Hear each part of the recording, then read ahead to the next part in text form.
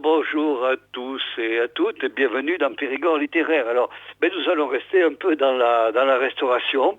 Je crois que l'émission la dernière fois est passée. Bon, je pense qu'il y a eu quelques petits ennuis, mais ça arrive de temps en temps.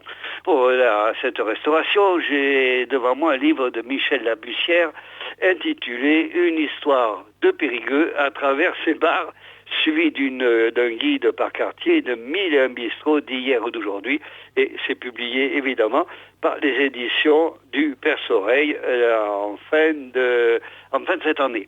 Voilà. Alors, bien sûr, on ne va pas vous citer les 1001 bistrots, ça ferait un peu long. On va voir un peu ce que nous dit la 4e de couverture, où il y a une photo d'un bar, je pense peut-être du côté de la cité, de l'église de la cité. Voilà. Donc, voilà ce que nous dit la 4e de couverture, que buvaient les pétrocordes, quel illustre philosophe, économiste, l'arrière petite fille a-t-elle tenu un bar de nuit à Périgueux? Qu'est-ce qui fait voler les éclats des vitrines du Café de la Comédie en 1905? Évoquer les 1001 adresses qui ont abrité un débit de boisson à Périgueux, c'est parcourir toute la ville, sa bruissante histoire et quelques folles aventures.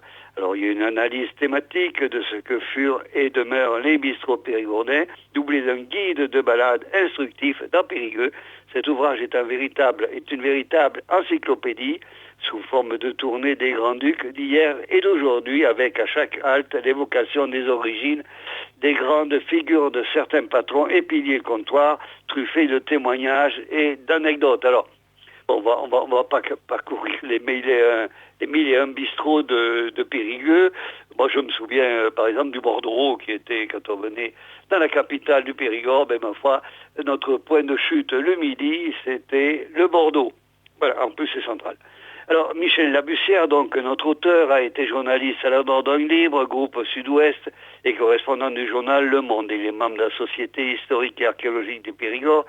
Aujourd'hui retraité, il apporte ponctuellement sa contribution à diverses publications. Au fil de ses reportages, il a vu disparaître, tenir ou changer ces lieux de vie incontournables que sont les cafés de la ville comme un thermomètre du changement du quotidien des Périgourdins. Alors là, la première page, la couverture, la première page, c'est une photo du Périgord ancien avec évidemment un café qui est un bar, voilà, avec quelques plaques publicitaires. Alors donc cette histoire de Périgueux à travers ses bars, il y a la table des matières qui est quand même assez imposante, et en conclusion il y a un article qui s'appelle Chinchin, c'est bien.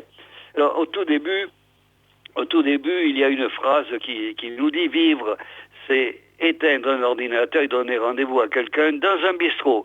Alors cette fois, c'est Dominique Volton, Communiquer c'est vivre, et ça a été publié au Cherche Midi en 2016. Alors il y a un avertissement, évidemment, dans ce livre, une histoire de Périgueux à travers ses bars. Alors, avertissement, pourquoi une histoire des bistrots de Périgueux? Parce que c'est plus marrant, alors je vous donne le texte, qu'une énième histoire de la guerre, parce que c'est plus goulayant qu'une histoire des linéaires, parce que c'est plus gai qu'une histoire du crime, parce que c'est plus franc qu'une histoire de la politique locale, parce que c'est moins chiant qu'une histoire de l'art, parce que c'est plus reposant qu'une histoire du boulot, parce que c'est plus honnête qu'une histoire des banques, mais encore, parce que c'est nettement moins désespérant qu'une histoire du radical socialisme, de la France maçonnique, de la petite bourgeoisie pré- et post-68 art, notre bonne ville, plus altruiste que la généalogie, les souvenirs de chaque imbécile heureux et des réussites qui donnent envie d'échouer. C'est plus mandant en vrac qu'une histoire des grands hommes de Montaigne Guéna, de Wilfrid Taillefer à Napoléon Magne, comme les futurs inconnus des paroisses où se distribue à l'opium du peuple, des bateaux qui ne sont plus des trains, qui ne sont presque plus des monuments détruits au nom de l'immobilier, des fumées des avions et des voitures, des pathétiques people, terroirs des rentiers post-vichistes, puis post-gaullistes et post-68 arts de Périgueux, du gaz, de l'électricité, du rêve communiste devenu cauchemar de la réalité, de l'argent de tous les petits chefs et de leurs esclaves, consentant de n'avoir pas lu la Boétie, du déclin de la belle devise liberté, égalité, fraternité, qui n'est toujours qu'un rêve d'inaccessible étoile. sont peut-être justement au comptoir de bistrot à certaines heures pâles de la nuit. Alors tous les bistrots, évidemment, ne sont pas ouverts la nuit. Alors bon, après ce texte un peu pessimiste, quand même, qui est peut-être un reflet de notre civilisation, il y a une introduction. Alors cette introduction, il y a un chapitre, place aux banques. Alors au cœur des boulevards, un carrefour redistribue la circulation entre villes nouvelles et villes, entre lycées et cinéma, entre travail, achat et maison, autrefois encadré par des brasseries, et a été surnommé avec un certain fatalisme le carrefour des banques par les périgourdins. Alors il y a une suite, évidemment, l'image illustre une évolution, comptoir d'auberge, coin, buvette, épicerie, cave, bistrot et bar d'hiver, zinc, de restaurants, de brasseries, qui étaient environ 600 000, bien sûr, en France et non pas à Périgueux. Alors, donc ils étaient 600 000 au milieu du XXe siècle, témoignant d'un brutal changement de civilisation. Leur nombre est tombé de 2/3 en 10 ans, passant ensuite, entre 1960 et 2010, de 200 000 à 30 000. Une véritable implosion dans l'urbain comme à la campagne. À Périgueux, nous avons recensé la bagatelle de 1001 adresses qui ont abrité à un moment ou à un autre un bistrot. Si les 1001 châteaux de la Dordogne sont un signe invérifié, les 1001 bistrots de Périgueux sont réels. 90 comptoirs étaient encore vivants lors de notre recensement en 2002. Alors voilà, c'est pour ça que je l'ai dit tout à l'heure, je ne vous donnerai quand même pas tous les comptoirs passés et encore en activité à Périgueux, et espérons qu'il n'y en a pas moins. Alors donc, voilà ce qu'on nous dit ensuite, après les épiceries de quartier, les vrais troquets, rades, bistrots, estaminets, comptoirs et autres zincs. Alors, pour les zincs, bon, on renvoie un petit terme qui nous dit que le terme zinc, devenu générique pour bistrot, désigne un comptoir réalisé en fait en étain. La confusion vient sans doute de l'allemand Zinn, qui signifie éteint. Voilà. Donc, on va continuer un peu là-dessus. Alors, donc, le pouvoir d'achat, malgré quelques apparences, a connu une chute libre avec jusqu'à ces dernières années, en 1978 à Périgueux, pour encore s'offrir avec son SMIC 1000 bières pression. En 2023, ce n'était plus que 500. Et donc, vous saoulez sérieusement avec simplement 15 verres par jour. Alors, il y a quand même un petit report aussi qui nous dit qu'une bonne fois pour toutes, on plaisante, l'abus de l'alcool est dangereux pour la santé. Alors bien sûr, il y a les horaires décalés qui ont cassé les communautés pour mieux nourrir la machine et mortellement toucher les tournées camarades. C'est vrai que, bon, quand j'étais jeune, on se donnait facilement rendez-vous dans un café, que ce soit à Sarlat ou à Périgueux. Voilà. Alors, il y a aussi les freins à l'alcoolémie de piétons devenus conducteurs par obligation, c'est ajouté l'interdiction de fumer dans les lieux publics. Chacun est devenu plus raisonnable, mais aussi plus absent des rencontres quotidiennes. De même que l'interdiction de la distillation dans nos campagnes n'a jamais fait disparaître l'alcoolisme. L'homme moderne se défonce désormais sans contrôle au rayon non humain, où il cultive son cancer par la pollution et l'ennui.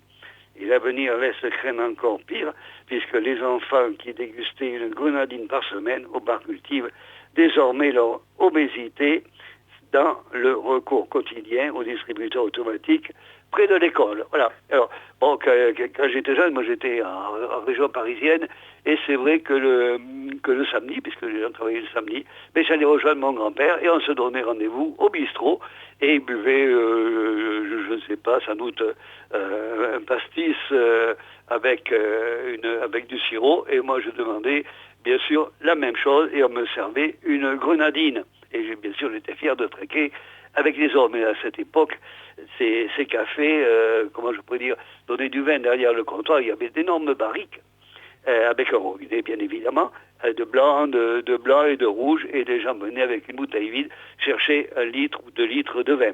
Voilà. Donc, mais ça c'est du passé, et je continue un peu donc cette lecture. C'est ainsi que logiquement sur le terrain, et quoi qu'en disent les tribuns, en appelant nos suffrages les banques qui ont seulement remplacé les élus du peuple dans la direction de nos affaires, mais leurs murs ont poussé, pauvres de nous, jusque dans nos brasseries, des petits bars de quartier ayant été, quant à eux, remplacés par des habitations individuelles avec garage, ce qui illustre bien les tendances de l'époque. Mais ils résistent avec talent. Sur le millier d'adresses, il y a eu un jour un bar, un comptoir, une buvette, une brasserie, et une centaine étaient donc en activité en 2022. 5 à Mataguère, 5 au pied de la cathédrale, 37 au Puy Saint-Front, 6 sur les boulevards et leurs places, 17 à Saint-Martin entre Wilson et Victor Hugo, 6 sur le Chanzy, la Cité, 10 vers la gare, 5 au Toulon et 9 sur la rive gauche. Voilà. Alors je connais bien Périgueux, mais j'avoue que je ne connaissais pas tous ces endroits. Alors, je vais poursuivre cette lecture.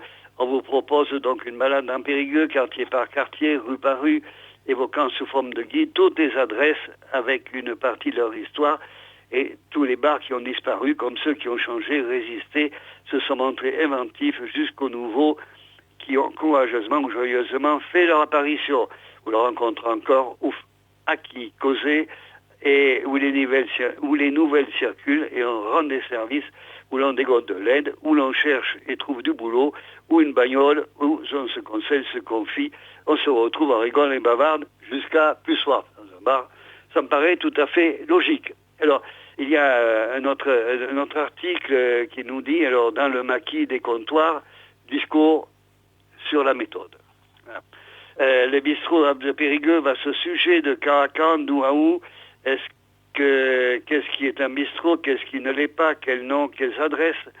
Nos nouveaux espaces se souviennent à peine d'un temps où le moindre déplacement nous amenait à passer devant un bistrot. Dans cette ville, comme dans tant d'autres hôtels qui avaient tous un comptoir, voyageant de passagers, indigènes se mêlaient, boulangerie-bar, restaurant-bar, café, épicerie-bar, qui étaient aussi presque toutes des buvettes, vin emporté chez le charbonnier. Alors, je dois dire que je me rappelle comment je pourrais dire, d'un séjour en Bretagne, mais ça se passait ailleurs aussi pareil.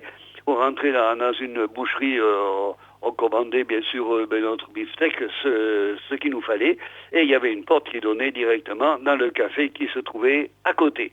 Et on allait boire bien sûr l'apéritif, parce qu'on y allait vers midi, l'apéritif, en attendant qu'on nous prépare notre commande. Voilà. Et ça fait quand même de très très bons souvenirs. Alors, je vais poursuivre un peu aussi cette lecture. Dans ce foisonnement de vie, il fallait bien délimiter le sujet. D'abord géographiquement, à la seule commune de Périgueux. Ensuite, dans le temps, si le Moyen-Âge mérite une évocation, nous ne pouvons nous appuyer que sur les établissements dont il ne reste trace à l'écrire dans les mémoires vivantes. Enfin, réglementairement, si un vrai bar se tape de la possession d'une licence 4, cette dernière n'est ni nécessaire ni suffisante pour faire un bistrot, souvent défini par sa fonction concrète, sa fréquentation ou sa notoriété. Alors, il y a les licences, évidemment, les licences. Alors, voilà ce qu'on nous dit, licence et classement, ce qui est bistrot et ce qui ne l'est pas. La mythique licence 4 n'existe en fait que depuis 1941, appelée auparavant grande licence. Elle permet de vendre des alcools de tout titrage. À l'inverse des petites licences, elles ne sauraient suffire à la définition d'un bistrot, d'autant que le classement a évolué à travers les âges. Alors, il y a le terme bar, quant à lui, qui n'existe que depuis que le meuble bar, le comptoir où l'on consomme debout existe, à savoir l'époque moderne. Sous l'Ancien Régime, on distingue les auberges où l'on boit, mange et dort, les cabarets où l'on boit et mange, les estaminets où l'on boit. Et dans les annuaires de la première moitié du XXe siècle, on distingue les petits bars et débits où ne travaillent que des indépendants, des cafetiers, les grands qui ont un ou plusieurs employés. Au XXIe siècle, celui des déréglementations en tout genre s'autoproclament bistrot, des gens qui n'ont qu'une licence de restauration, ce qui est obligé à quelques clarifications. Voilà. Et donc, bien sûr, il y a les petites et grandes licences autrefois, et on a aussi évolué, arrivant à la licence 1, qui permet la vente d'alcool à emporter, la licence 2 qui permet à un restaurant de servir à boire, la licence 3 qui autorise un bar ou buvette la consommation de boissons hors alcool fort. Et depuis le 1er janvier 2016, ces deux dernières sont désormais confondues en une licence restaurant pour restaurant, snack et petits alcools. Voilà. Alors, je crois que j'ai terminé mon temps, mais je ne peux que vous conseiller, bien sûr, cette histoire de Périgueux à travers ces bars, et éditée évidemment par les auditions du Père Soreille, et nous en reparlerons la prochaine. prochaine fois. Sur ce, bonne semaine et à bientôt.